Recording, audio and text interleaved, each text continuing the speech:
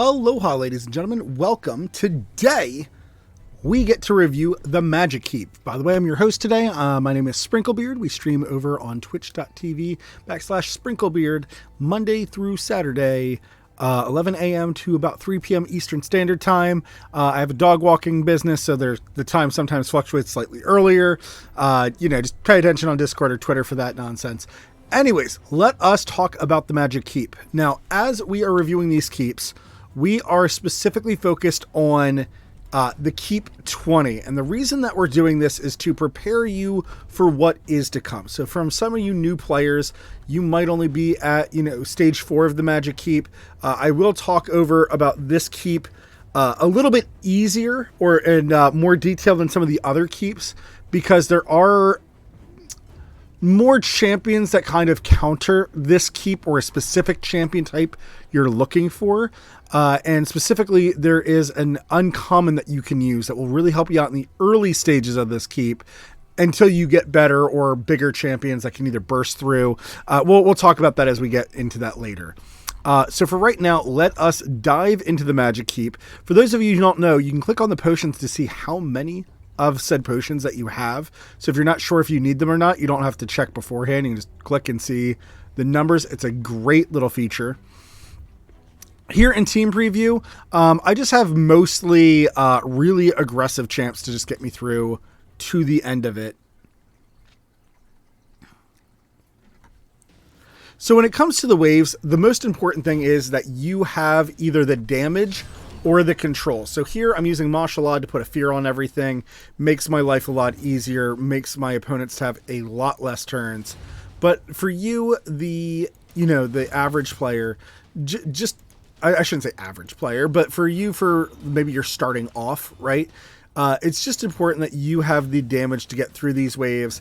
Use what champions you have. It's not critical for you to use legendaries or certain epics. Just use whatever you have available, whatever works for you. This game is literally making the best out of what you have. And as long as you're doing that, you will succeed. You will grow in this game.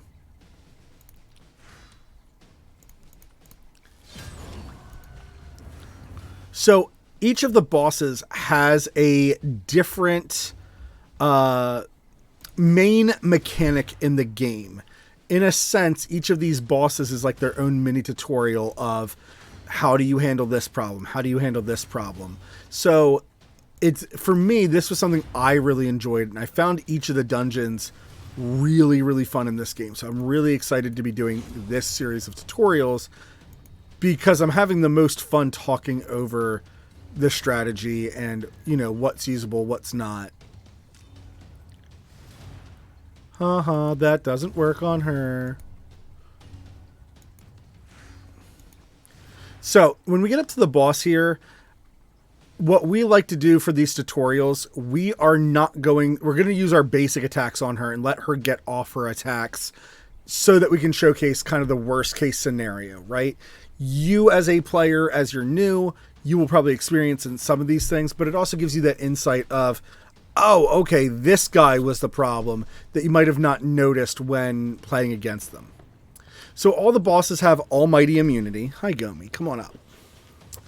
All bosses have almighty immunity, meaning that they're immune to all the hard CCs, such as stun, freeze, sleep, provoke, fear, true fear, block active skills, block passive skills. Gomi, you're being distracting. Increasing cooldown effects, immune to HP exchanges, or immune to HP balancing effects. Places a shield buff on this champion for 3 turns at the start of battle. The value of the shield is equal to this champion's maximum HP. So clearly here they're just saying that she basically has double HP right off the bat, but half of it is a shield. Damage inflicted by each skill increases by 25% for each buff on this champion. Places the following buffs on this champion: a shield, an increased attack, a 60% increased defense, and a 30% increased speed. Gomi, this is not the time, bud. Thank you. For 3 turns. The value of the shield is proportional to this champion's maximum HP. So that means whenever this champion gets a turn, they're basically giving themselves a full life bar, but in a shield. And for the record, their life is not, it's not a very big pool, but it's going to feel like a massive pool just because of how, beefy the shield is. Last but not least, attacks all enemies. Has a 20% chance of decreasing the turn meter, of each target hit by 50%. So this champion will eventually, outspeed you, has increased attack, increased defense, increased speed. So between the buffs and the passive, she is going to gain 100% attack damage for having all these buffs on her. And then with the increased attack buff, right, the second one there, I can't move the mouse down to show you it, that increases by an additional 50%. So be careful that we do not want these attacks to go off. However, we're going to let these attacks go off.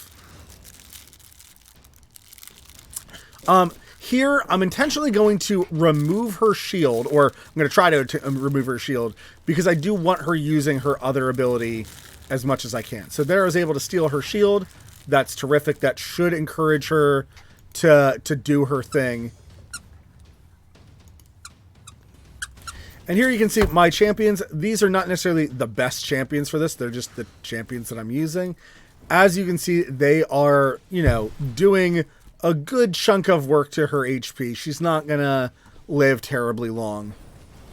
So here, this guard on the right removes all debuffs that were on her and then places a block debuff. So he's a cleanser / puts on a block debuff, which is terrible because like this champion using a provoke or a leech could really hinder how we are approaching her.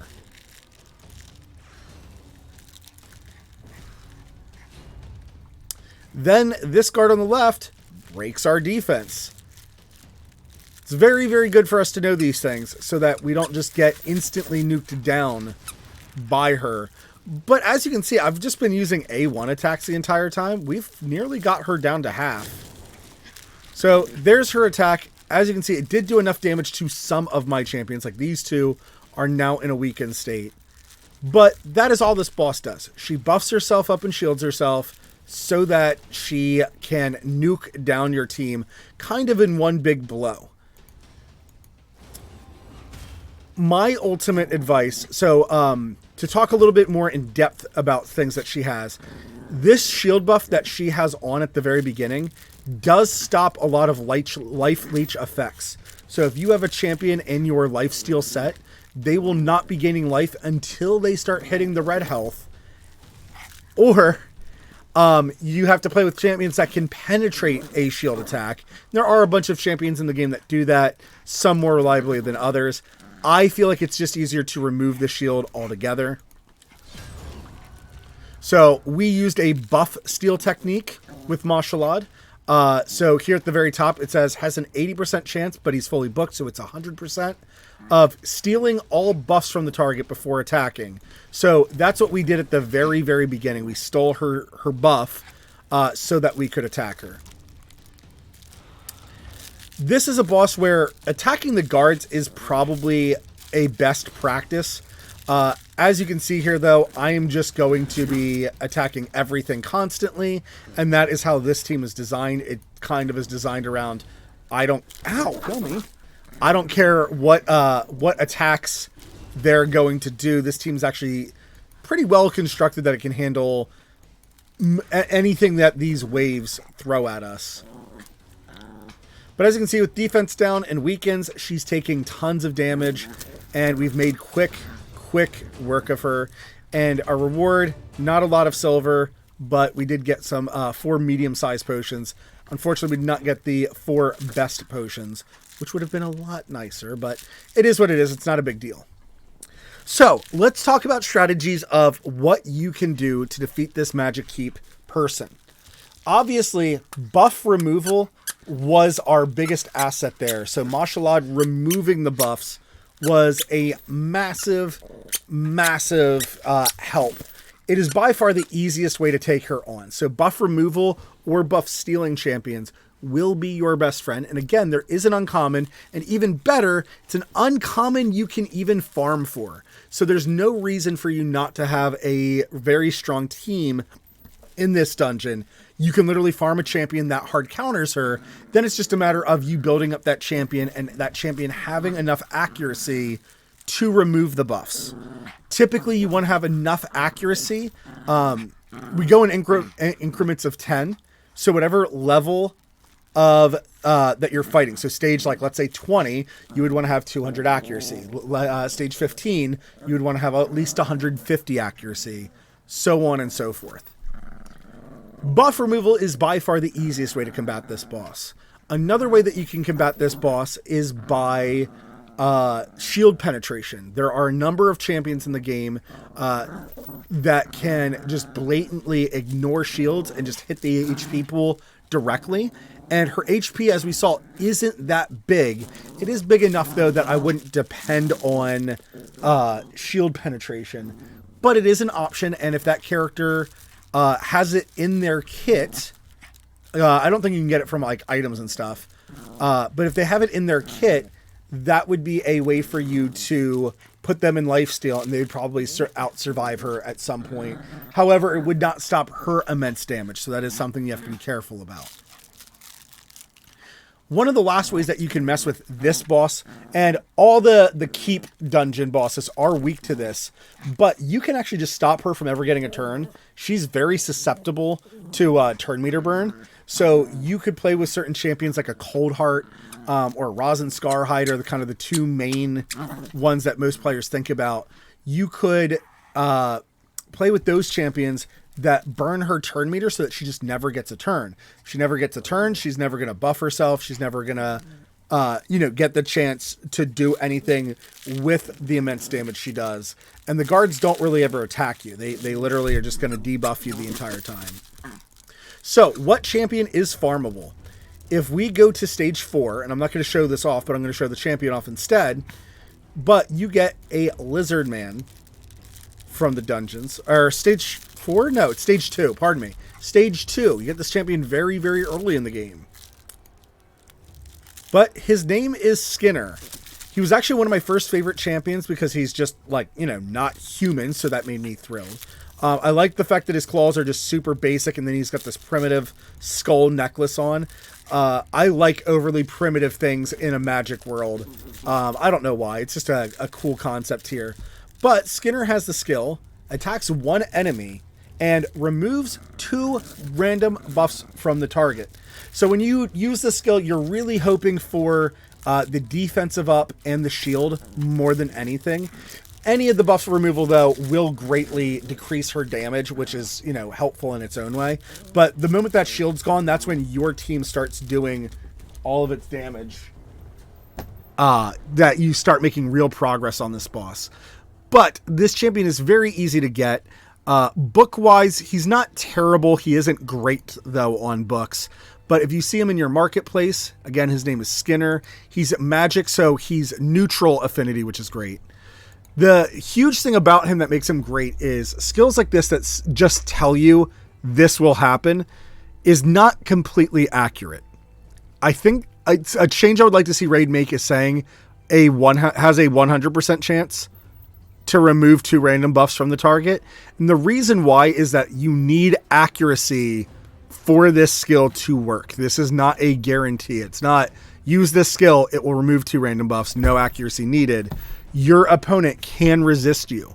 So be careful with certain skills like this, that if it says it just does something, it's not completely true. The only situation that is completely true is when it says this cannot be resisted, in which case resistance doesn't matter at all, and it means it's going to happen, which is terrific. So, ladies and gentlemen, I hope this was helpful for you. If you have any questions or different strategies that you used on this boss, please let me know. Oh, actually, another one that I just thought of that I did not mention would be something like block buffs.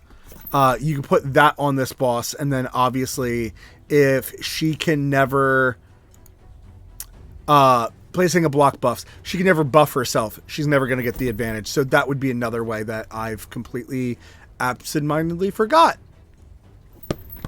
This dog is very distracting today. Guys, thank you very much for watching. If you enjoyed this content, feel free to leave a like or subscribe down below. Or if you'd like to interaction of this chat and want my opinion on things, please feel free to join us over at twitch.tv/SprinkleBeard. Not Gomi, the bear that's attacking the duck. Ready? Go get it. But of course, as always, until that next time, ta-ta.